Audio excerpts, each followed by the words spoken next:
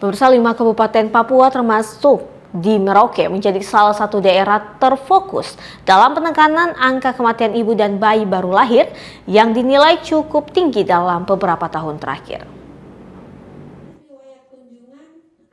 Bertempat di salah satu hotel di Merauke, Dinas Kesehatan Provinsi Papua bekerja sama dengan UNICEF Papua dan Papua Barat menyelenggarakan kegiatan sosialisasi penekanan angka kematian ibu dan bayi baru lahir bagi perwakilan organisasi profesi kesehatan dan tenaga medis di setiap rumah sakit yang ada di Merauke selama 2 hari.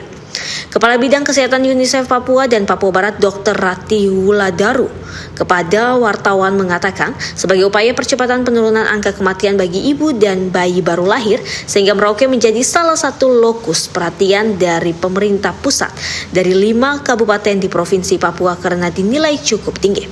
Untuk itu pada pertemuan kali ini lebih kepada mempelajari kasus yang lebih objektif yang tidak dipengaruhi faktor-faktor subjektif sehingga bisa mempengaruhi hasil pemeriksaan oleh tenaga medis baik di puskesmas maupun di rumah sakit.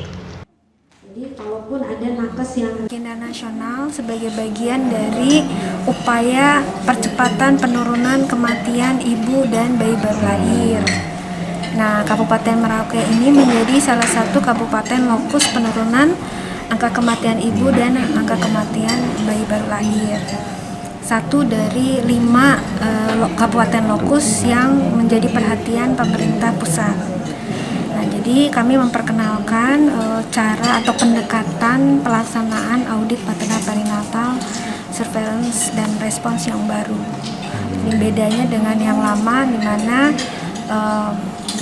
Faskes atau fasilitas kesehatan itu diundang untuk bisa mempresentasikan kasus-kasus kematian yang terjadi di fasilitas mereka, tetapi yang saat ini diperkenalkan itu lebih kepada studi atau mempelajari kasusnya. Jawaban iya dan tidak.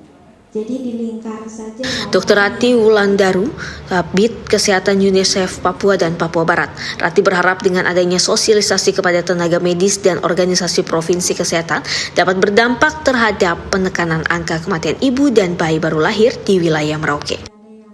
Dari Kabupaten Merauke, Syaril Mintip, kontributor iNews Jayapura melaporkan.